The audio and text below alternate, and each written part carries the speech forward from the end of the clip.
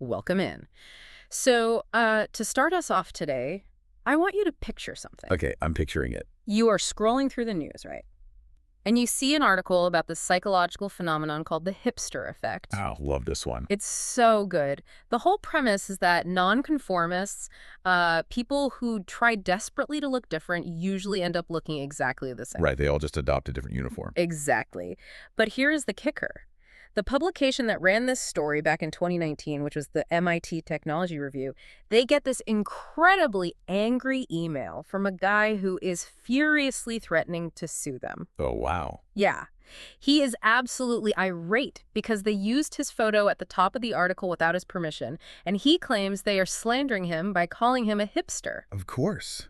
No one wants to be called a hipster. Right. He demands a full retraction. So the editors scramble, they check their stock photo licenses, and they realize something completely hilarious. Yeah. The photo wasn't actually him. Oh my God. He had literally misidentified himself. He couldn't even tell himself apart from other hipsters. I mean, that is just the ultimate accidental validation of the study itself, right? It really is. He was so deeply entrenched in that specific aesthetic, that chosen uniform of nonconformity, that he saw a complete stranger in a flannel shirt and a beanie and instantly thought, hey, that's me. Okay, let's unpack this, because it gets at something you, me, and everyone else participates in every single day, whether we realize it or not. And we usually don't realize it. We really don't, the clothes we put on our bodies. Ah. So today, we are pulling from a fascinating 2022 PhD dissertation out of the University of Texas at Austin. By Erin Ann O'Connor. Yes, Erin Ann O'Connor, titled Uniformly Speaking.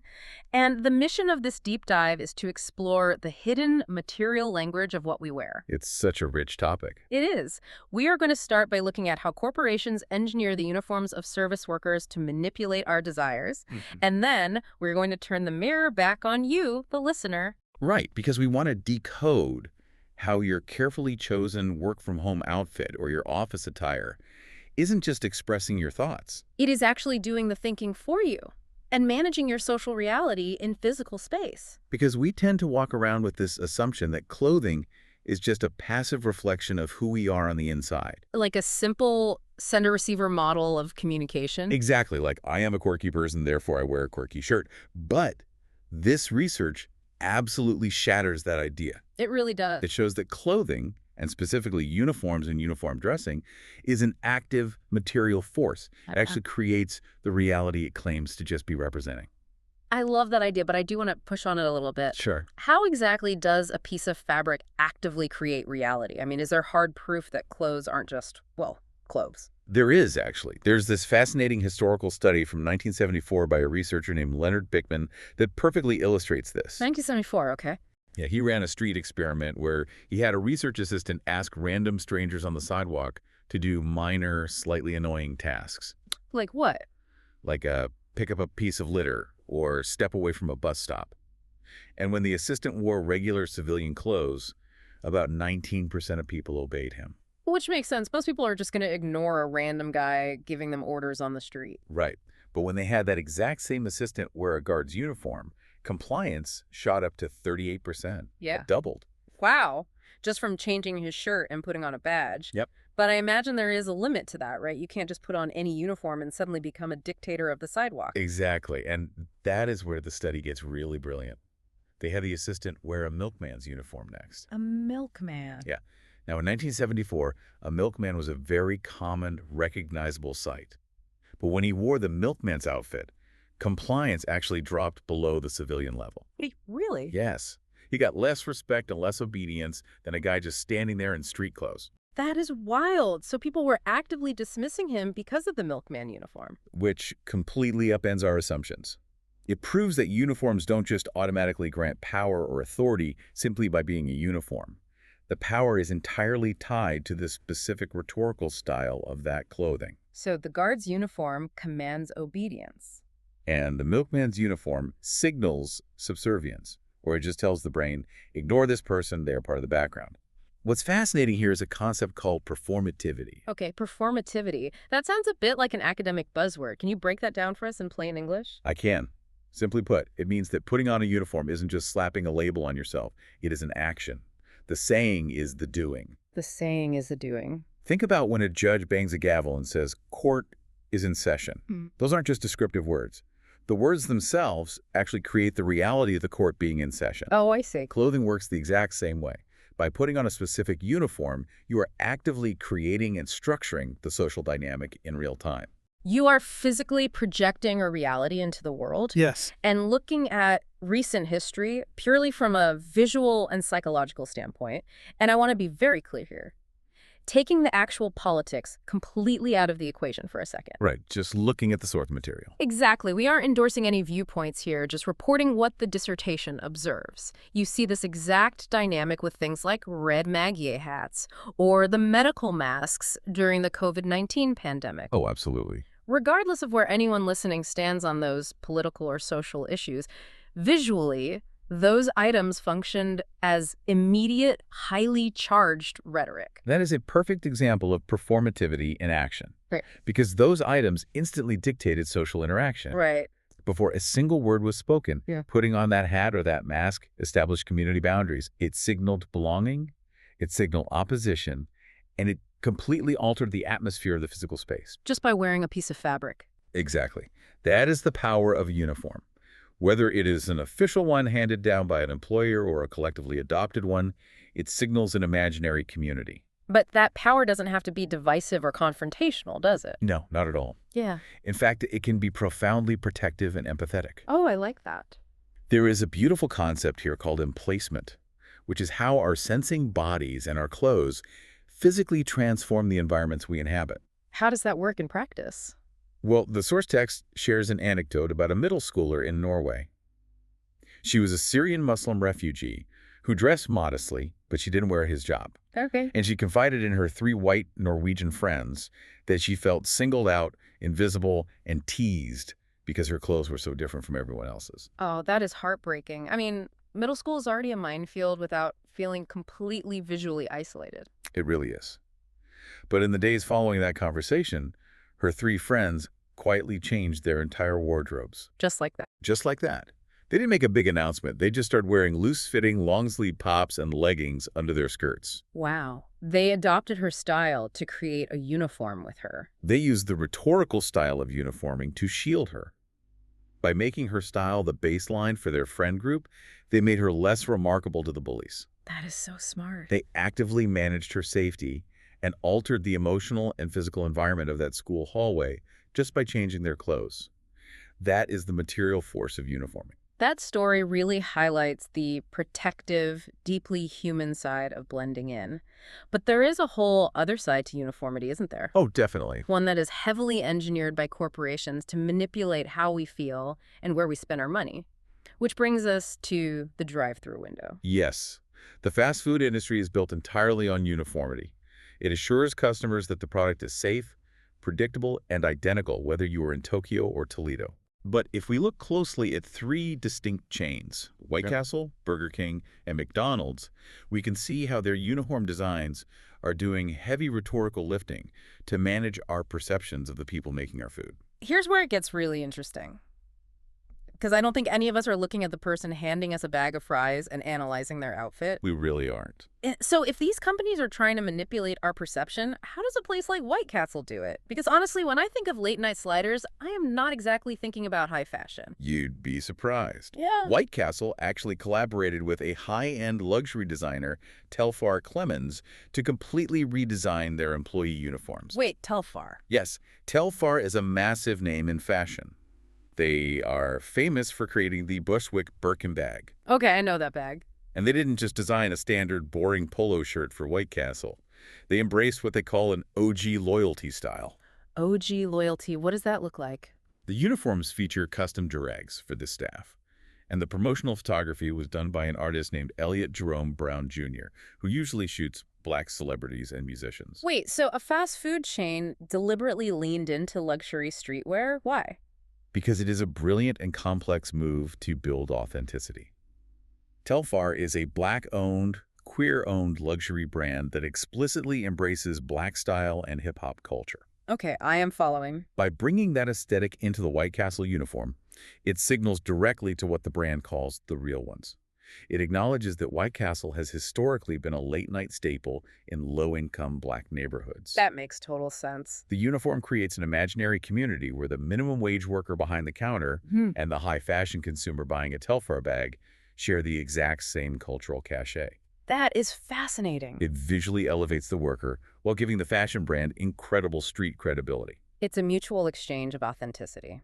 Okay, so that is White Castle leaning into urban luxury. But Burger King takes a totally different route, right? Completely. Because I have noticed they recently redesigned their uniforms to feature these oversized, playful brown and orange aprons that literally say flame grilling since 1954. They look exactly like something a local BBQ pitmaster would wear at a neighborhood cookout. And this is where the rhetoric of style masks the reality of the environment. The research calls this a truth to materials rhetoric. Truth to materials. Yeah. Let's be honest. We all know fast food is a highly industrialized, chemically processed product cooked in massive automated fryers and broilers. Right. There is no guy in the back lovingly tending to a smoky fire. Exactly. But the uniform is designed to mimic the authentic, artisanal look of a backyard BBQ or a local family-run joint. It's pure nostalgia. Yes. The promotional lingerie heavily features actual crew members smiling warmly, evoking that familiar expert grill master trope. Sneaky. The uniform bypasses the worker's actual individuality, and it totally hides the tedious nature of the assembly line job. Instead, it makes the customer crave the fantasy process of flame-grilled home-style food. It uses the aesthetic of manual artisanal labor to disguise corporate automation. That is so manipulative, but it works. I mean, you see the apron and you instantly smell barbecue in your mind. It's incredibly effective. Which brings us to McDonald's. A few years ago, they rolled out these stark gray color-blocked uniforms. If we connect this to the bigger picture, McDonald's is actually engaging in a fascinating class play here.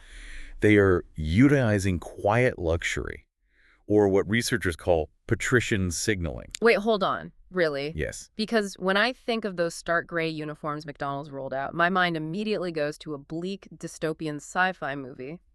I remember the internet comparing them to the Hunger Games. Oh, the memes were everywhere. Right. I definitely don't think of high-end luxury. How does that leap make sense? It sounds counterintuitive, Yeah. but if you look at the highest echelons of luxury fashion, the most expensive items often have no visible logos. That's true. They don't use flashy prints. They rely on severe cuts, neutral colors, and high-quality fabric to signal wealth only to other wealthy people. By removing bright, clownish red and yellow colors and loud logos, McDonald's is mirroring high-end, wealthy aesthetics. The uniform acts as a blank canvas. Ah, okay, I see. It matches those sleek, modern glass box restaurants they've been building with the plain Helvetica fonts. Precisely. It specifically unmarks race and class by being completely neutral. But crucially, this blankness serves to erase the worker's individuality entirely. So they just fade into the background. They do. It strips away their personality until they're basically just a seamless part of the furniture. Timeless, faceless, and perfectly matched to a sterile, modern coffee shop vibe. Which brings up an incredible concept from the source text, realness. I know that term. Realness is rooted in the 1980s drag ball culture in New York. Yes. If anyone listening has ever seen the documentary Paris is Burning or the show Pose, you know exactly what we are talking about. What is so vital to understand about realness in ball culture is that the goal wasn't to look like an overly glamorous, glittering drag queen. Oh, really? No, the goal of a realness category, like executive realness or schoolboy realness, was flawless camouflage. Camouflage? The goal was to blend into straight, white corporate society so perfectly that it erased all spectacle. You wanted to look like an everyday Wall Street banker so flawlessly that you could walk down a dangerous street in the 1980s and pass undetected. Wow. It was quite literally about survival. So it wasn't about standing out. It was about removing any giveaways that marked you as an outsider. Exactly. But how does that connect to a teenager flipping burgers? When we apply this to fast food uniforms, we see that these corporations demand a type of class realness. That's realness. The worker, who is likely making minimum wage and dealing with the grueling, messy, physical realities of the job, is dressed in a way that blends them perfectly into the capitalist fantasy of the brand. That makes so much sense. Whether that fantasy is the elite fashion insider of White Castle, the artisanal pitmaster of Burger King, or the sleek, frictionless tech worker of McDonald's, the uniform requires the worker to perform an illusion. It forces them to erase the messy spectacle of actual labor so the customer only sees the polished brand. Exactly. It is wild to think about how much psychological work those fabrics are doing. But let's pivot for a second and turn the mirror onto you, the listener. Let's do it. What about you? What are you wearing right now while you listen to this? Are you working from home in sweatpants? Are you heading to an office with a business casual policy? We hear so much about the freedom of not having a dress code anymore. But that freedom is often an illusion. Is it? Oh, absolutely. Oh, Even outside of mandatory corporate uniforms, we are constantly uniforming ourselves. The rhetorical style of uniforming is just as powerful when it's supposedly chosen. It's just operating under different unspoken roles. okay, give me an example. There was actually a viral story from 2015 about an art director at Saatchi & Saatchi, which is one of the top marketing firms in the world. Oh, I think I remember this. She decided to wear the exact same outfit to work every single day. A white silk shirt, black trousers, and a black leather rosette tied at her collar. She called it her work uniform, and the internet lost its mind over it.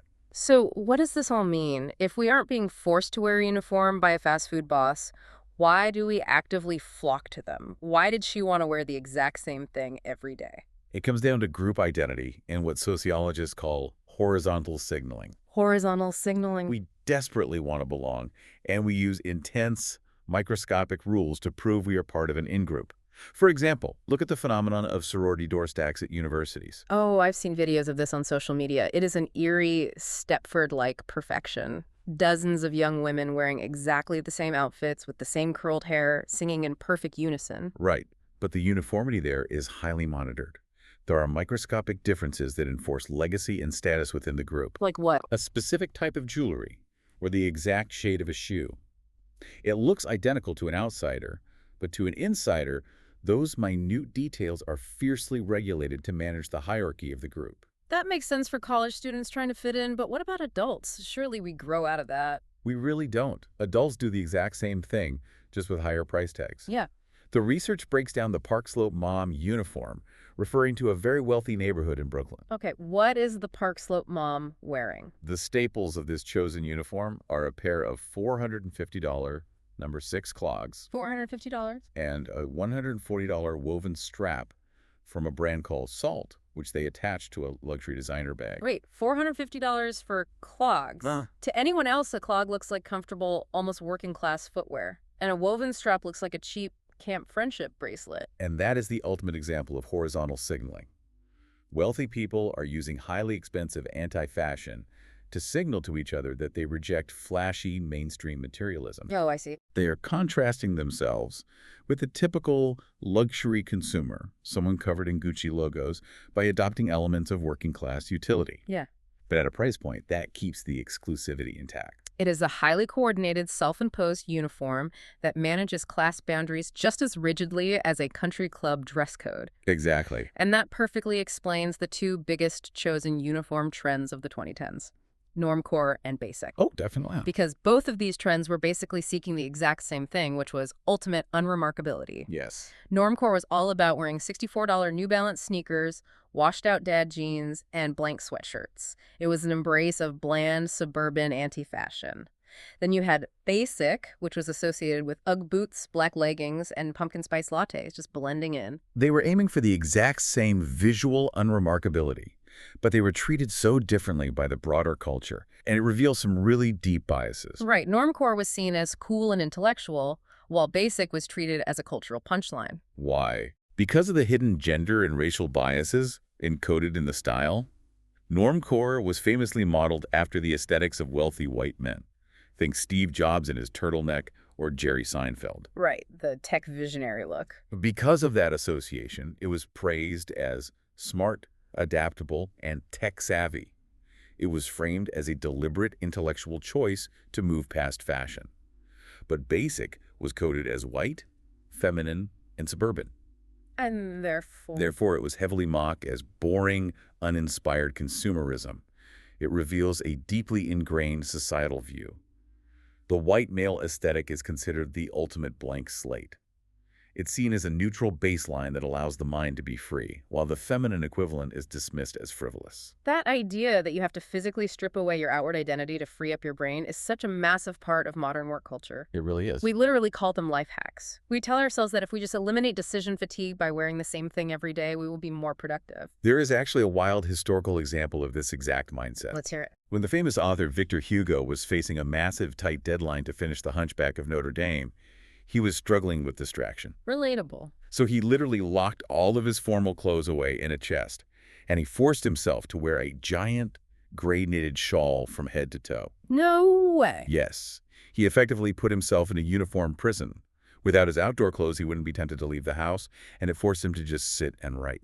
He locked himself in a fabric cage. But honestly, that is the exact same logic as a modern tech CEO wearing the same gray hoodie every day to optimize their routine. This raises an important question, though. Are we actually optimizing our lives with these chosen uniforms, or are we just turning ourselves into disembodied cogs? Oh, that's dark. Think about the modern reality of remote work. We sit in slick, interchangeable coffee shops or in front of blurred fake Zoom backgrounds. The physical environment around us is erased. This is sometimes called airspace. Airspace, right. The uniform of a simple blank t-shirt or a functional fleece vest perfectly matches that placeless existence. It displaces the sensing physical body entirely, turning the human worker into a pure generator of productivity. The uniform does the work of erasing the boundaries between work time and personal time. Yes. We are dressing to completely disappear into the cloud. So to bring this all together for you listening, from the brightly colored drive-through window to the minimalist remote work home office, our clothes are never just fabric. They really aren't.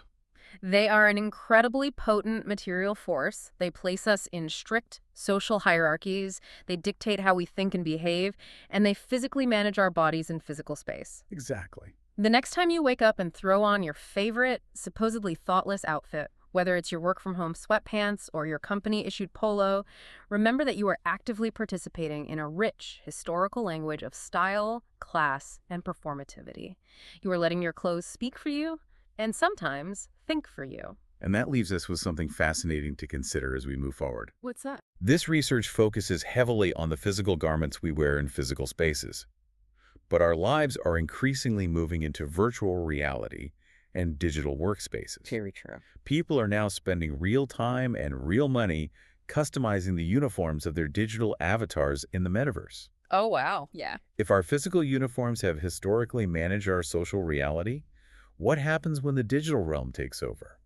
Will there come a point where the digital uniforms we choose for our avatars begin to dictate the physical clothes we manufacture and wear in the real world? Will the digital realm eventually dress the physical body? Oh, that is a wild thought. A digital hoodie setting the trend for the physical runway. We'll have to leave it there for today. Thank you so much for joining us on this deep dive into the hidden world of uniforms. We'll catch you next time.